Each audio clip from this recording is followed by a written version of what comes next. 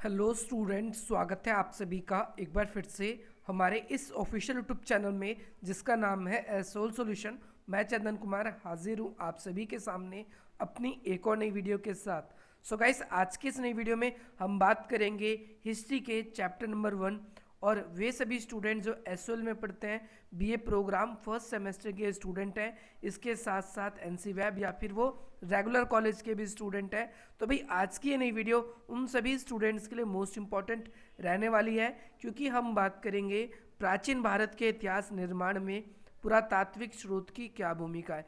इससे पहले हम आप सभी के लिए जो इतिहास लेखन में साहित्यिक स्रोतों की पूरी भूमिका और इतिहास लेखन में विदेशी यात्रियों के क्या नज़रिए हैं, इसके बारे में हम डीप से बात कर चुके हैं। सो नाउ यहाँ पर हम बात करेंगे इतिहास के निर्माण में पुरातात्विक स्रोत की क्या भूमिका है। इसके ऊपर एक अलग से भी क्वेश्चन बनता है, इसीलिए हमने इसको एक पूरी सेपरेट वीडियो में देखा है और कम्प्लीटली आज की इस नई वीडियो में हम जानने वाले हैं। तो सबसे पहले कोई भी क्वेश्चन स्टार्ट करने से पहले आप सभी को उसका परिचय यानी उसका इंट्रोडक्शन लिखना होता है। और यहाँ पर हम इसका इंट्रोडक्शन में बात करेंगे कि भाई प्राचीन भारत के जो निवासी हैं उन्होंने अपने पीछे अनगिनत ऐसे भौतिक अवशेष छोड़े हैं, जैसे कि दक्षिण भारत में पत्थर पत्थर जो मंदिरों में इस्तेमाल हुए, और दूसरे पूर्व भारत में ईंटों के विहार यानी पूर्व भारत में जो हमें बड़े बड़े भवन मिले, आज ये हमें धरती के नीचे देखने को मिलते हैं।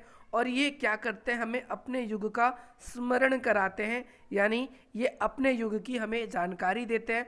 और ये देश में अगर हम देखें तो भारी संख्या में हमें अलग अलग प्रकार के जो ये प्राचीन लोगों के द्वारा जो ये छोड़े गए अवशेष हैं, ये अलग अलग प्रकार के हैं, और ये भी बहुत हद तक हमारे इतिहास निर्माण में बहुत ही ज़्यादा हमें हेल्प करता है। तो चलिए ज़्यादा देर न करते हुए आज की अपनी इस वीडियो को हम स्टार्ट करते हैं।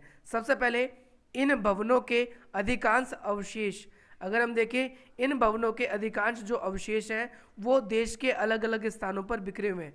ज़्यादातर ये हमें टीलों के रूप में मिले।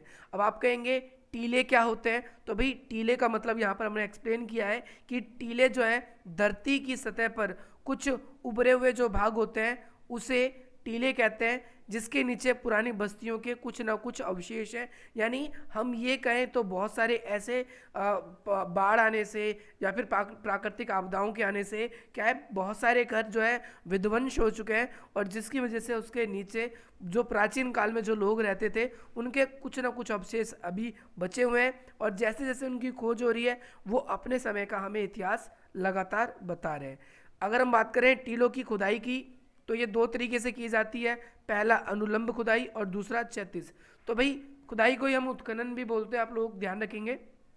तो अनुलंब जो उत्खनन है इसका अर्थ है कि लंबवत और सीधी खुदाई की जाती है, जिसमें अलग अलग संस्कृति का कालक्रम आसानी से निर्धारित हम कर लेते हैं। ध्यान रखना है अनुलंब जो खुदाई है उसका फ़ायदा क्या है, दो चीज़ें याद रखनी है। एक तो सीधी खुदाई की जाती है और दूसरा इससे काल निर्धारण में आसानी हमें हो जाती है। ये देश के अलग अलग भागों में अलग अलग समय तक हमें प्राप्त होते रहे।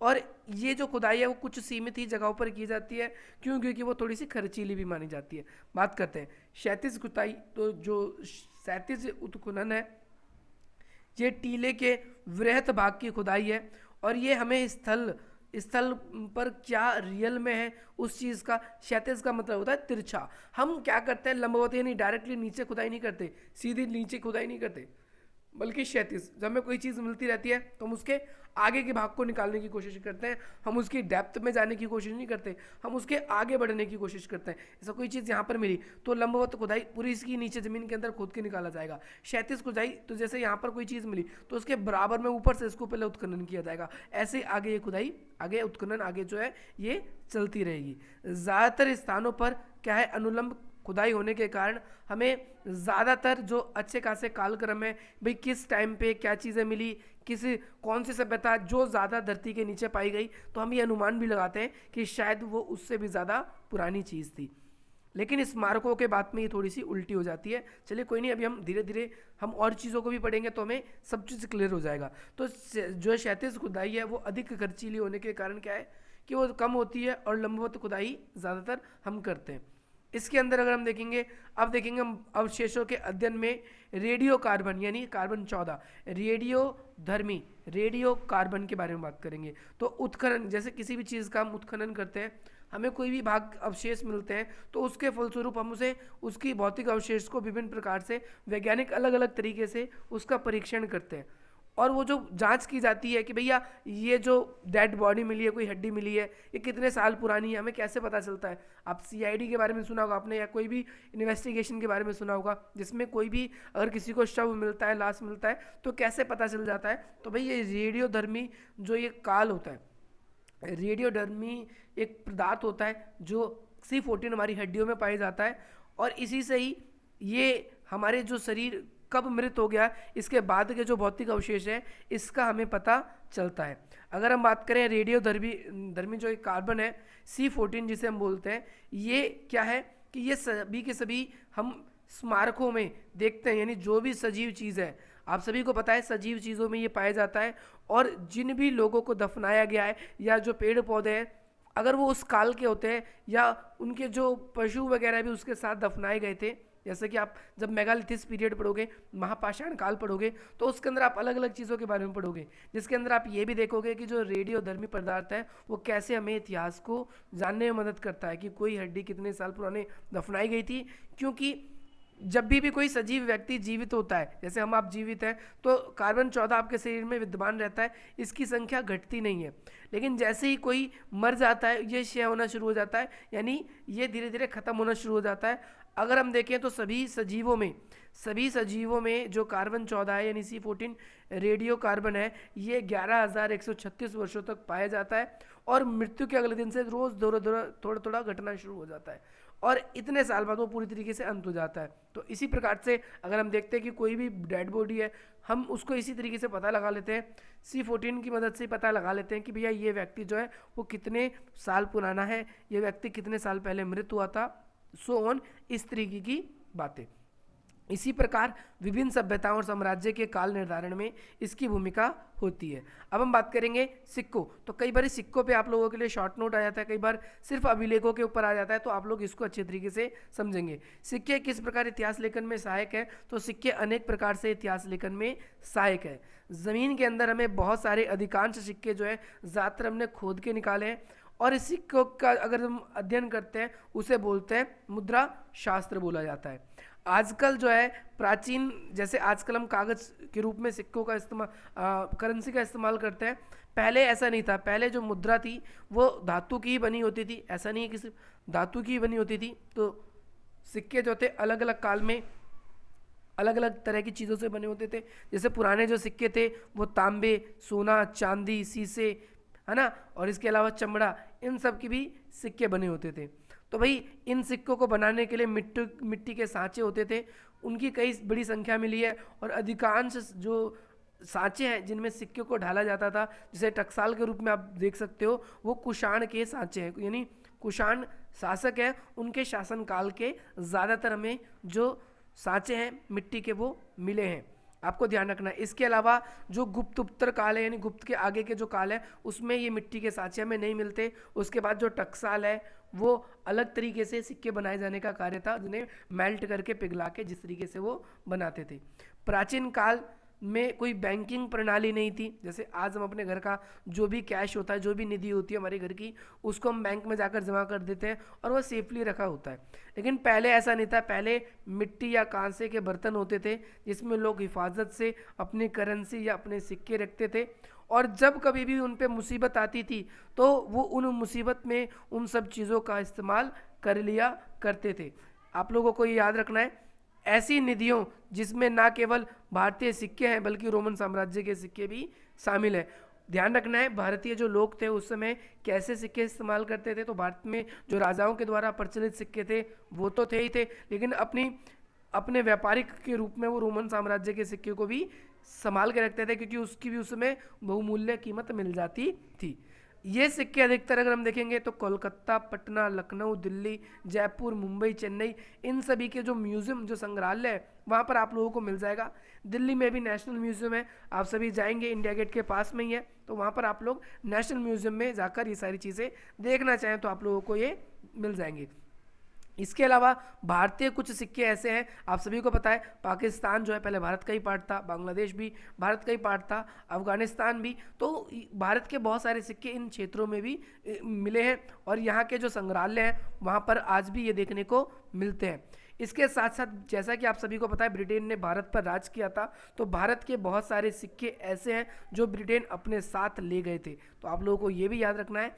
आरंभिक सिक्के जो है हमें अलग अलग प्रकार के या अलग अलग तरह के इतिहास को जानने में हमें मदद करते हैं। जैसे आरंभिक जो सिक्के थे उन पे या तो देवता या फिर जो भी राजा होता था उनकी नाम और तिथि, जैसे आज भी होता है आप किसी भी कॉइन को देखेंगे उस पे इसका ईयर लिखा होता है, तो ऐसे ही पहले के जो सिक्के होते थे उन पे उनके ईयर लिखे होते थे। तो उन ईयर के माध्यम से हम क्या देखते हैं, उन सिक्कों को ईजिली रिकॉग्नाइज कर लेते हैं, हम उसको ईजिली पहचान लेते हैं। बहुत सारे राजवंशों के नाम भी हमें इन सिक्कों से पता चल जाते हैं।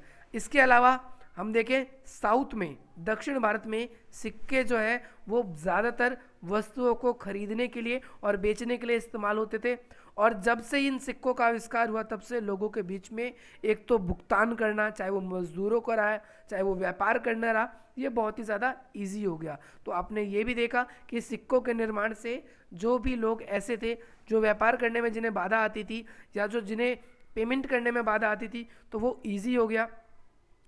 अपने कई व्यापारी ऐसे थे, कई राजनीतिक शासक ऐसे थे जिन्हें अपने सिक्के चलाने का पूरा अधिकार था, यानी व्यापारियों को भी उन्होंने राजाओं से परमिशन ले रखा था और इसके बाद में वो अपने सिक्के भी चला सकते थे। सबसे ज़्यादा सिक्के अगर हम देखें तो मौर्योत्तर काल में मिले, जिसमें कौन कौन से सिक्के हैं, सीसे, इसके अलावा आपका तांबे, कांसे, चांदी, सोने, इस तरीके के सिक्के अलग अलग तरीके मिले। इवन चमड़े तक के सिक्के हमें ऐसे प्राचीन काल में मिलते हैं और इन जो ये सिक्के हैं इनसे हमें अलग अलग तरीके का इतिहास पता चलता है। कई बार हमें सिक्के से ये पता चलता है कि भाई कौन सा साम्राज्य जो था वो कितना अधिक ताकतवर था, कौन से सिक्के किस काल तक फैले थे, किस राजा का कहाँ तक साम्राज्य विस्तार था। जैसे फॉर एग्जांपल इंडिया की करेंसी अगर हमें कश्मीर में भी मिलती है और केरल में भी मिलती है तो हम ये चीज़ अनुमान लगाते हैं कि भाई शायद इंडिया का जो भू क्षेत्र था वो यहाँ से यहाँ तक था। तो इस तरीके से ही हमें इतिहास जानने में हमारी मदद करते हैं। इसके अलावा अभिलेख किस प्रकार भारत के इतिहास लेखन में सहायक होते हैं, इसके बारे में बात करेंगे। तो सिक्कों से कहीं ज़्यादा जो अभिलेख है वो भारतीय इतिहास को समझने में, या फिर अभिलेख जो है वो भारतीय इतिहास को ज़्यादा फायदेमंद, सिक्कों से ज़्यादा कंपैरिजन टू हमारी हेल्प करते हैं। अभिलेख अगर हम देखें तो ये पुराने दस्तावेज के रूप में हम इन्हें देख सकते हैं, इन पे प्राचीन तिथियां लिखी हुई हैं, इसीलिए हम सिक्कों से ज़्यादा भरोसा करते हैं। और सबसे बड़ी बात है कि ये जो अभिलेख होते थे इन पे ज़्यादातर राजा के आदेश लिखे होते थे, तो ये जो राजा के आदेश थे ये बहुत हद तक हमें उस समय की जो प्रशासनिक गतिविधियां हैं उनकी जानकारी मिलती है, और साथ ही साथ समाज में कैसे नियम मौजूद थे इसके बारे में भी हमें पता चलता है। अभिलेख जो है वो कई बार मुहरों या फिर प्रस्तर स्तंभों, स्तूपों, चट्टानों, ताम्रपात्रों और मंदिर की दीवारों पर या मंदिरों की जो मूर्तियां होती थी उसके आसपास भी हमें कई सारे अभिलेख मिलते हैं। और पूरे देश में आरंभिक अगर हम अभिलेखों की बात करें तो हमें बहुत सारे अभिलेख मिले हैं, और आरंभिक अभिलेखों के साथ साथ हमें कई श्लोकों का भी वर्णन मिलता है जिसमें कई सारे श्लोक भी लिखे हुए हैं। इसके बाद में जैसे जैसे शिलालेख का टाइम आगे आया तो हमें ताम्रपात्रों पर भी हमें कई अभिलेख मिले हैं। ताम्रपात्र मतलब तांबा जो होता है उसके कुछ बुक्स टाइप की होती थी, उस पर भी कई अभिलेख लिखे जाते थे। इसके अलावा दक्षिण भारत में आज भी बहुत सारे मंदिर हैं जिन पे आप लोगों को क्या है अभिलेख मिल जाएंगे। और इसके साथ साथ अगर आप स्तूपों को देखते हैं जो कि बौद्ध धर्म से जुड़े होते हैं, अगर आप उनका दर्शन करोगे अलग अलग स्थानों पर अगर आप जाओगे तो वहाँ पर भी आप लोगों को कई सारे अभिलेख आसानी से देखने को मिल जाएंगे। अगर देखेंगे अब हम बात करते हैं अभिलेखों की, तो भाई कई सारे अभिलेख जो हमारे हैं आज भी मौजूद हैंगे अलग अलग स्थानों पर। जैसे सबसे अधिक अभिलेख अगर हम देखें कहाँ पर है तो मैसूर का जो म्यूज़ियम है वहाँ पर आपको सबसे ज़्यादा अभिलेख मिलेंगे। और जब से सबसे स्टार्टिंग के जो अभिलेख थे वो सबसे पहले किस भाषा में लिखे जाते थे तो प्राकृत भाषा में लिखे जाते थे, और धीरे धीरे आगे चल के यानी ईसा की यानी पहली और तीसरी शताब्दी के बीच में अभिलेख संस्कृत भाषा में धीरे धीरे मिलने लगे, और आगे चल के 5वीं शताब्दी में हम देखते हैं कि भाई ये जो अभिलेख है इसका बहुत ही ज़्यादा व्यापक उपयोग होने लगा था। इन अभिलेखों का उपयोग 9वीं शताब्दी में, 9वीं और 10वीं शताब्दी में प्रादेशिक भाषाओं में भी शुरू हो गया था, यानी हर एक राजा अपनी अपनी भाषाओं में भी इन अभिलेखों को क्या करता है, लिखवाता था। आगे चल के हम देखते हैं कि भाई हड़प्पा जो है, हड़प्पा के जो अभिलेख है अभी तक पढ़े नहीं गए हैं।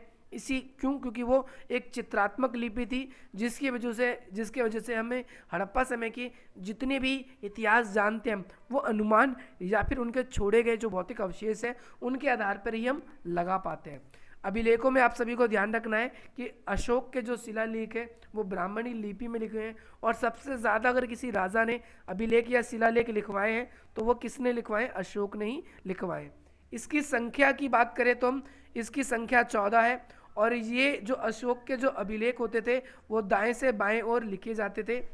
आगे चल के कई सारे अभिलेख अशोक ने क्या किया? खरोष्ठी लिपि में भी लिखवाए थे, और इसके हमें जो चिन्ह है, इसके जो प्रमाण है, हमें वो पाकिस्तान, अफगानिस्तान वहाँ पर पाए गए हैं, वहाँ पर हमें मिलते हैं। इसके साथ साथ आप ये भी देखेंगे कि भाई अशोक के जो शिलालेख है वो 14वीं शताब्दी में फिरोज शाह तुगलक जो है उनके जो स्तंभ है मिले हैं। 14वीं शताब्दी में फिरोज शाह तुगलक को उनके कई अशोक के द्वारा लिखाए गए स्तंभ मिले हैं। एक तो स्तंभ जो है वो मेरठ से मिला है जो कि उत्तर प्रदेश में, और दूसरा हरियाणा में कहाँ पर? जो टोपरा नाम का स्थान है वहाँ पर 2 अभिलेख मिले। ये दोनों अभिलेख अगर आप देखेंगे तो भाई उन्होंने दिल्ली मंगवाया और उन्हें पंडितों से पढ़वाने की कोशिश करी, परंतु वो इसमें सफल नहीं हो पाए, और बाद में आगे चल के 1837 में ईस्ट इंडिया कंपनी के जो अधिकारी हैं जेम्स प्रिंसिप, उन्होंने 1837 में इन अभिलेखों को इजीली पढ़ लिया था। तो आप ये देखेंगे कि ये आपने क्लास 12th में भी पढ़ा था। और इसके साथ साथ जो ये अभिलेख है ये अलग अलग प्रकार के होते थे। तो कुछ अभिलेख ऐसे होते थे जो सामान्य होते थे, कुछ अभिलेख निजी भी होते थे, कुछ अभिलेख प्रशासनिक होते थे, तो कुछ अभिलेख ऐसे होते थे जो सांकेतिक अभिलेख भी होते थे, जो राज्य में आए गए राहगीरों को रास्ता बताने में या अलग अलग चीज़ों को समझाने के लिए बनाए जाते थे। अशोक के जो शिलालेख है वो सबसे उच्च कोटि के हैं। दूसरे नंबर पे आप लोगों को ये याद रखना है कि जो अभिलेख है जैन, बौद्ध और वैष्णव शिव संप्रदाय के अनुयायियों ने भी स्थापित करवाए थे। और तीसरा अभिलेख से जुड़ा हुआ आपको ये बात याद रखना है कि कई बार राजा अपनी जीत के बाद में अभिलेख जारी करता था, या फिर कौन सी भूमि किस व्यक्ति को दान में दी गई है, राजा इस वजह से भी अभिलेखों को लिखवाते थे। तो आप लोगों को ये भी याद रखना है, मुख्यतः राजा और सामंत भूदान के संदर्भ में भी अभिलेखों का निर्माण करवाते थे। कौन सी व्यवस्था भू व्यवस्था है, कितनी कर की व्यवस्था है, कौन सा क्षेत्र किस ब्राह्मण को या किस पंडित को दान किया गया है, ये ज़्यादातर हमें जो सूचनाएं हैं ये अभिलेखों से ही प्राप्त होती है। और ये अभिलेख अधिकतर अगर हम देखेंगे तो ताम्रपात्रों में बौद्ध भिक्षुओं को दी गई ज़मीनें, ब्राह्मणों को और मंदिरों को, या फिर जागीरदारों को जो जो ज़मीन दिए गए, या फिर जो गांव के भूस्वामी हैं वो किन व्यक्तियों को टैक्स जमा करेंगे, ये हमें वहीं से पता चलता है। इसके अलावा जो ये अभिलेख है ये साउथ, अगर हम दक्षिण भारत में कहें तो अलग अलग भाषा में भी मिले हैं, जैसे संस्कृत भाषा में, प्राकृत भाषा में, तेलुगु भाषा में, इन भाषाओं में भी मिले हैं। सो गाइस यही था आप सभी के लिए आज का ये टॉपिक। मुझे ऐसा लगता है आज की इस नई वीडियो से आप लोगों को बहुत वैल्यू मिलेगी, और इसी प्रकार के इंटरेस्टिंग वीडियोज़ पाने के लिए आप हमारी वीडियो को लाइक करेंगे, अधिक से अधिक मित्रों तक शेयर करेंगे, और आप हमारे चैनल को सब्सक्राइब भी करेंगे। चले गाइस, थैंक्स फॉर वॉचिंग। जय हिंद, जय भारत।